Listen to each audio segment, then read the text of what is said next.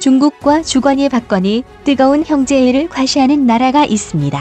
단기간 급속도로 상상인 성장한 중국과 손잡으면 우리도 부강한 나라가 될 수 있다며 국민에게 친중 정책을 정당화하던 나라는 꽤 많은데요. 최근 그들이 고심에 휩싸였습니다. 인구 54만 명의 천혜의 환경을 지닌 나라 몰디브. 몰디브의 친중국 정책은 전 대통령 압둘라 야민으로부터 시작됐습니다. 경제협력을 이유로 중국에서 비싼 금리로 대출을 받아 도로와 교량, 공항 등 엄청난 인프라 사업을 착수했는데요. 이 모든 사업을 중국이 수주했습니다. 문제는 이 과정에서 발생한 부정부패입니다. 불공정한 입찰을 진행했기 때문에 비용 손실이 엄청났는데 즉 3조 5천억 원에 이른다니 기가 막힐 노릇이죠. 이 사업을 추진하며 중국으로부터 엄청난 금액을 챙긴 이민 전 대통령은 지난해 말돈 세탁 혐의로 5년형을 선고받았습니다. BBC는 유례없는 팬데믹으로 인해 관광산업으로 먹고 사는 몰디브의 수입이 50% 이상 감소했고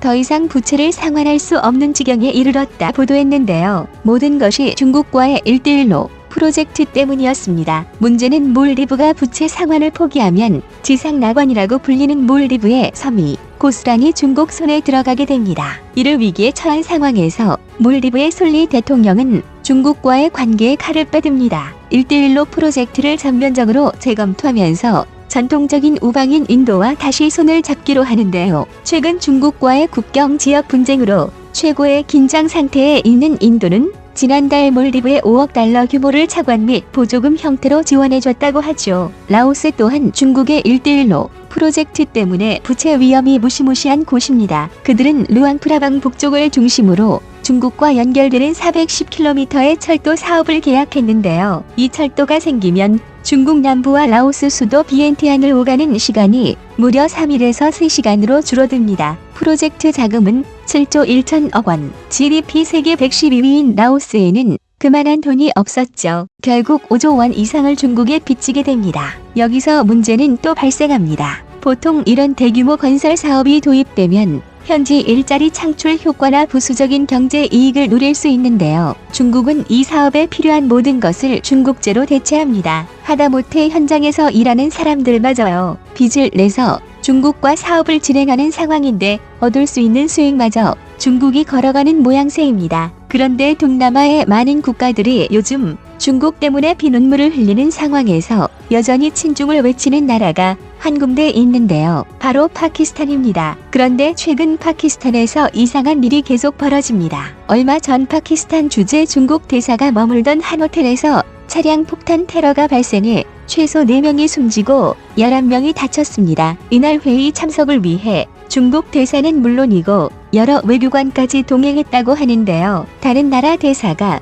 폭탄 테러에 노출되다니 깜짝 놀랄 일입니다. 중국인을 겨냥한 테러는 이뿐만이 아닙니다. 2017년 발루치스탄주에서 중국인 교사 부부가 납치당해 살해되기도 하고 중국 영사관에 총을 든 괴한 3명이 총격전을 벌이다 모두 사살되기도 작년 7월엔 중국의 지분 40%를 가진 파키스탄 증권거래소에 총격 테러가 일어나 6명의 목숨을 잃은 사건도 있었죠. 그런데 파키스탄 현지의 민심을 살펴보니 뭔가 이상합니다. 그럴 만했다. 천벌받은 거다라는 여론이 지배적이었거든요. 친중 국가로 유명한 파키스탄에서 이런 반응이라니 대체 무슨 일일까요? 1947년 영국으로부터 독립한 후로 파키스탄은 이웃나라 인도를 견제하기 위해 중국을 끌어들였는데요. 두 나라가 얼마나 각별한 사이던지 중국이 개발한 코로나19 백신 시노팜을 가장 먼저 무상으로 공급받기도 했었습니다. 파키스탄은 핵을 보유한 강성 국가 중 하나입니다. 더군다나 카슈미르 지역 때문에 50년 넘게 인도와 잦은 군사 충돌을 일으키고 있어 세계의 화약고라고 불리기까지 하는데요. 빈라덴 사살 작전 당시 미국과 완전히 틀어져 버린 파키스탄이 손잡을 수 있는 건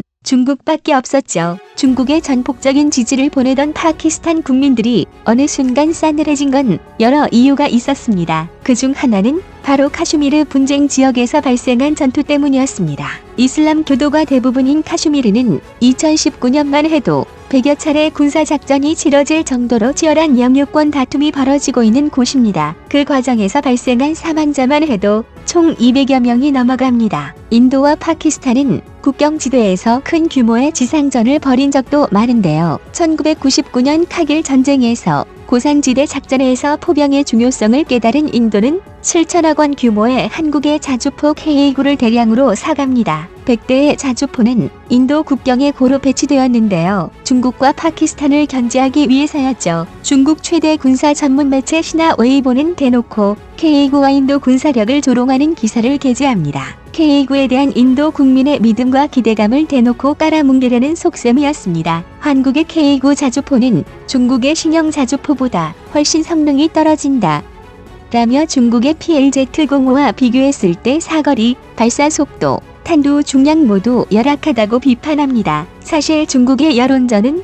자국민 사기 진작만을 위한 건 아니었습니다. 경제 악화에도 불구하고 엄청난 금액으로 중국산 무기를 도입한 파키스탄 같은 나라를 달래기 위해서였죠. 실제로 파키스탄은 중국의 자주포 PLZ-05 36분의 4 인도와의 전투에 사용했는데요. 중국이 입에 침이 마르도록 자랑하던 자주포의 성능은 놀랄만했습니다. 안 좋은 쪽으로요. 세 발의 포탄을 동시에 사격할 수 있다고 한 것이 무색하게 한 발 쓸 때 포탑 부분이 크게 흔들려 정확도가 떨어졌는데요. 오차만 해도 수 킬로미터에 달해 포탄은 인도군 근처에도 가지 못했습니다. 한국의 K-9는 무반동의 편안한 자세로 파키스탄군의 PLZ-05를 깨부쉈고요. 전차, 자주포, 소총까지 모든 것을 중국산으로 뒤덮은 파키스탄군은 그때 실감했을 것입니다. 중국이 대놓고 사기를 쳤구나 하고요. 거기에 중국의 신장 위구르 지역과 파키스탄 발로치스탄주 과다르항을 연결하는 1:1로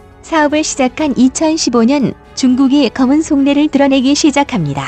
이쯤 되면 중국의 레퍼토리가 뭔지 추측이 되실 텐데요. 경제 발전을 이유로 중국과 개발도상국을 잇는 도로나 철도를 건설해 해당 국가의 자원을 뺏고 높은 금리로 돈을 빌려줘 추가로 이득을 얻는 방법이죠. 거기에 현지 일자리 대부분을 중국인에게 주었기 때문에 파키스탄 현지의 여론은 더욱 악화되었습니다. 발로치스탄주는 파키스탄에서 가장 가난한 지역으로 손꼽히는데요. 인프라 구축으로 먹고 살만해지려나 기대했던 것도 잠시 형편이 나아지기는커녕 사업이 진행될수록 파키스탄의 빚만 쌓여간다는 걸 깨닫게 됩니다. 파키스탄의 AIN 통신은 파키스탄 부채 3조 4,600억 원 중 1조 1,175억 원은 1:1로 때문이라고 분석하기도 했습니다. 결국 2019년에는 IMF의 구제 금융까지 받아야 했죠. 심각한 부채 상황은 경제 위기로 이어집니다.